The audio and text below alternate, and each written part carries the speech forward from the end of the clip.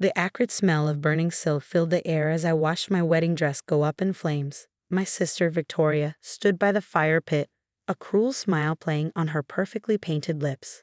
"You don't deserve this dress," she said, watching the delicate lace blacken and curl. "You don't deserve any of this, Emily."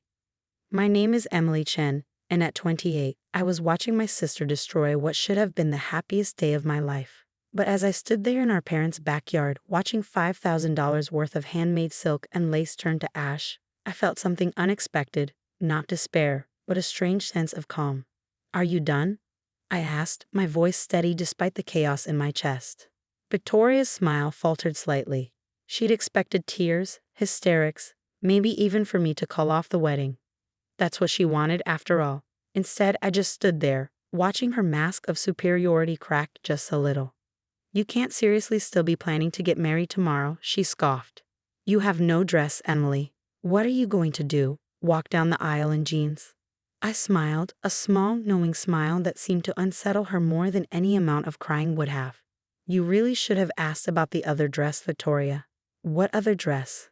Her voice sharpened, the confidence in her tone wavering. I didn't answer, just turned and walked back into the house, leaving her standing by the fire pit. As I climbed the stairs to my old bedroom, I thought about how we got in here. Victoria, the golden child, always perfect, always praised. And me, the quiet one, the one who worked twice as hard for half the recognition.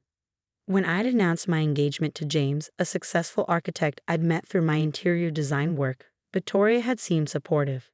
Too supportive. I should have known something was wrong when she insisted on keeping my wedding dress at her house for safekeeping. What she didn't know was that I'd learned from a lifetime of her sabotage.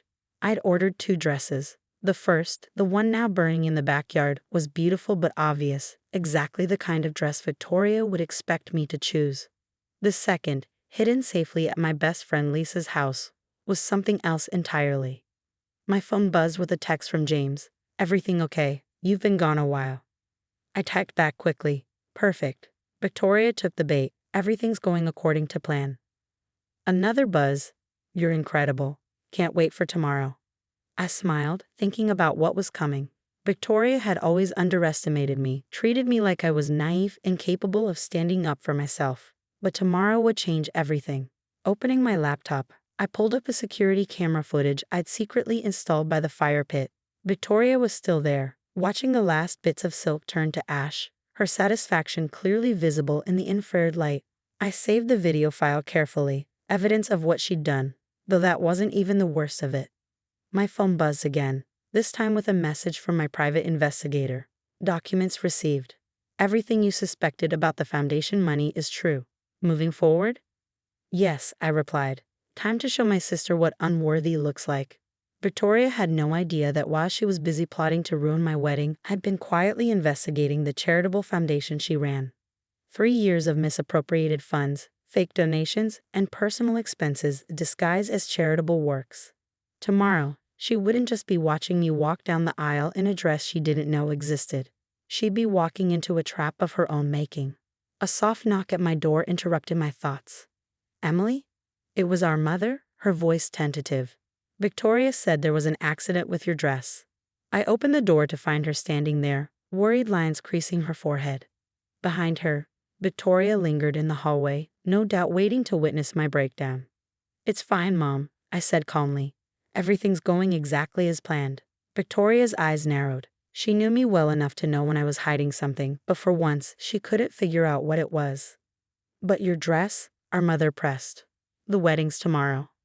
I hugged her gently. "Trust me, Mom. Tomorrow is going to be perfect."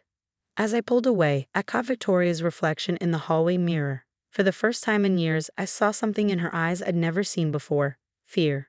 She knew she'd miscalculated, but she had no idea how badly. I closed my bedroom door, leaving them both in the hallway.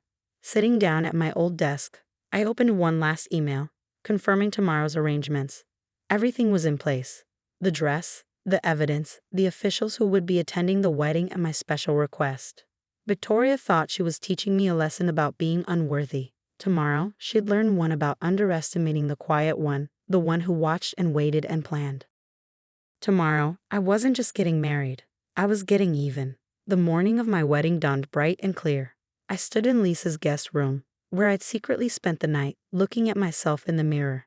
The second dress, my real wedding dress, was everything the burned one wasn't. While Victoria had expected me to choose something traditional and safe, this dress was bold, modern, and absolutely stunning. "You look incredible," Lisa said, adjusting the crystal-studded train. "Victoria's going to lose her mind when she sees you." I smiled, thinking about what else my sister would be losing today. That's just the beginning. My phone buzzed with a message from Detective Sarah Martinez. "In position. Guests arriving now." Perfect. At the church, I could hear the murmur of arriving guests through the heavy wooden doors of the bridal suite. My mother burst in, her face flushed with panic. "Emily, where have you been? Victoria said you disappeared last night, and after the dress. We've been worried sick." Behind her, Victoria swept in wearing her maid of honor dress, her expression a careful mask of concern. But I caught the slight tremor in her hands, the uncertainty in her eyes. "The dress," she said, her voice sickly sweet. "Emily, I'm so sorry about the accident. Maybe we should postpone." "No need," I replied calmly, opening the garment bag that held my real dress. "I've got everything under control." The color drained from Victoria's face as I pulled out the stunning gown. Mom gasped, her hands flying to her mouth. But how?" Victoria stammered. "I've learned from experience," I said, meeting her eyes in the mirror. "Always have a backup plan when dealing with accidents." Victoria's face hardened. "What are you implying?" Before I could answer, there was a knock at the door. Lisa opened it to reveal Detective Martinez, dressed elegantly to blend in with the wedding guests. "Ms. Palmer," she said, addressing Victoria, "could I have a moment of your time? It's about the foundation." Victoria's perfectly maintained composure cracked. "The foundation? I don't. This isn't the time." "Actually," I cut in, smoothing my dress, "this is exactly the time. Did you really think I wouldn't find out about the missing money, Victoria? The fake donations? The private jet trips disguised as charity work?" Our mother looked between us, confusion turning to horror on her face. "Victoria, what is she talking about?" Victoria's mask finally shattered completely. "You," she snarled, turning to me. "You did this? You've been investigating me?" "While you were busy plotting to ruin my wedding," I said calmly, "I was busy exposing your fraud. Every dollar you stole, every fake receipt, every lie you told your donors. I found it all." Detective Martinez stepped forward. "Ms. Palmer, we have some questions about several large transfers from the foundation's accounts." "This is ridiculous," Victoria spat. "You can't prove anything." I pulled out my phone, showing her the security footage from last night. "Just like you can't prove the dress burning was an accident. I have everything on video, Victoria, your confession included." She lunged for my phone, but Detective Martinez was faster, stepping between us. "Ms. Palmer, please come with me. We can do this quietly now, or we can wait until after the ceremony in front of all your donors." Victoria's face contorted with rage and fear. "You planned this," she whispered. "You wanted everyone to be here to see this." "No, Victoria," I replied, fixing my veil. "I just learned from the best. Isn't this what you always taught me? Go big or go home?" Our mother had sunk into a nearby chair, her face ashen. "All these years," she murmured. "The foundation. Your father and I were so proud." "Mom," I said gently, "I need to get ready. The ceremony starts in 20 minutes. Victoria looked wildly between Detective Martinez, our mother, and me. "You can't do this to me," she pleaded. "Not today. Not at your wedding." "Why not?" I asked. "You were willing to ruin my day. Consider this your karma." As Detective Martinez led Victoria away, I turned back to the mirror, adjusting my veil one last time. Lisa squeezed my shoulder supportively. "Ready?" she asked. I nodded, feeling lighter than I had in years. More than ready. Through the window, I watched as Victoria was discreetly escorted to a waiting car, her perfect world crumbling around her. She'd spent years making me feel unworthy, but in the end, she'd been the one living a lie. The wedding coordinator poked her head in. 5 minutes, Emily." I took one last look in the mirror, smoothing the dress that Victoria never knew existed. In a few minutes, I would walk down the aisle to marry the man I loved, while my sister faced the consequences of her actions. Sometimes the best revenge isn't about getting even. It's about rising above and showing them exactly what unworthy can achieve. The wedding ceremony was perfect, though not in the way Victoria had expected. As I walked down the aisle, I could feel the collective gasp of the guests. The dress I'd chosen, a sleek, modern design with intricate beading that caught the light with every step, was nothing like the traditional gown Victoria had burned. James's face lit up when he saw me, and in that moment, all thoughts of Victoria faded. This was our day, and no amount of sabotage could ruin it. But the real drama unfolded at the reception. I was sharing my first dance with James when my phone buzzed with a message from Detective Martinez. Story breaking on local news. Foundation fraud exposed. Right on cue, I noticed several of Victoria's high society friends checking their phones, their faces shifting from confusion to shock. The whispers started spreading through the ballroom like wildfire. $3 million missing. Palmer Foundation under investigation. Victoria Palmer arrested. My mother approached me as the dance ended, her eyes red but her head held high. I spoke with your father, she said quietly. He's at the police station with Victoria. She confessed to everything. I nodded, squeezing her hand. I'm sorry you had to find out this way, Mom. No, she said firmly. I'm sorry. Sorry we didn't see what was happening. Sorry we didn't see you. The truth was coming out faster than even I had anticipated. Victoria's carefully constructed facade was crumbling in real time, and the guest list I'd curated, full of foundation donors, board members, and local media, ensured maximum exposure. Lisa appeared at my elbow with a tablet. You might want to see this. On the screen was a breaking news article.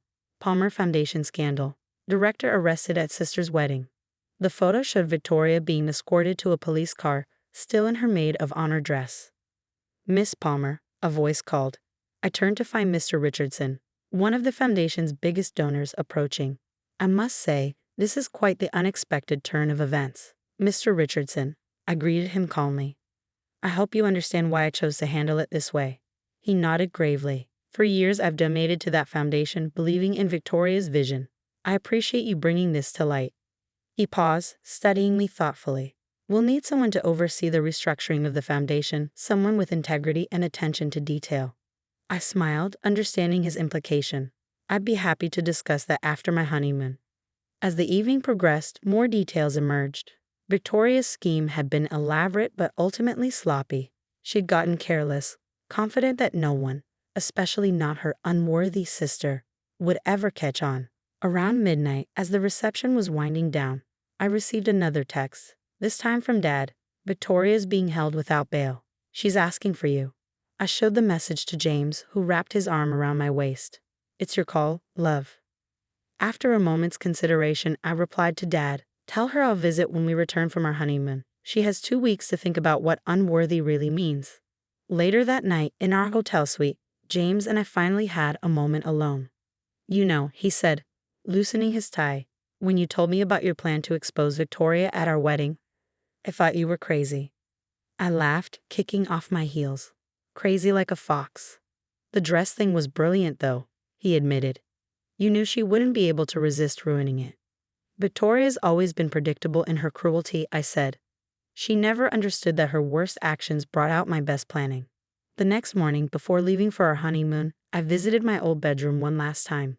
In the back of the closet, I found a box of childhood memories, report cards, awards, achievements that had always been overshadowed by Victoria's louder, more celebrated accomplishments. Ready to go, James called from downstairs. I closed the box, leaving it behind. I didn't need those reminders anymore. The media coverage of Victoria's arrest and the foundation scandal continued for weeks, but I was too busy enjoying my honeymoon in Bali to pay much attention. Sometimes Lisa would send me updates. Victoria's bail denial, the growing list of charges, the former employees coming forward with more evidence of her fraud. But the sweetest moment came in a letter I received from Victoria, forwarded to my resort. You planned this perfectly, didn't you? Made me think I was ruining your wedding when really, I was walking right into your trap. I underestimated you, Emily. I always did. I folded the letter and watched the sunset from our private villa. Victoria had spent years making me feel unworthy, but in the end, she'd been the architect of her own downfall. Sometimes the best revenge isn't just about getting even. It's about showing them exactly who you've become while they were busy underestimating you.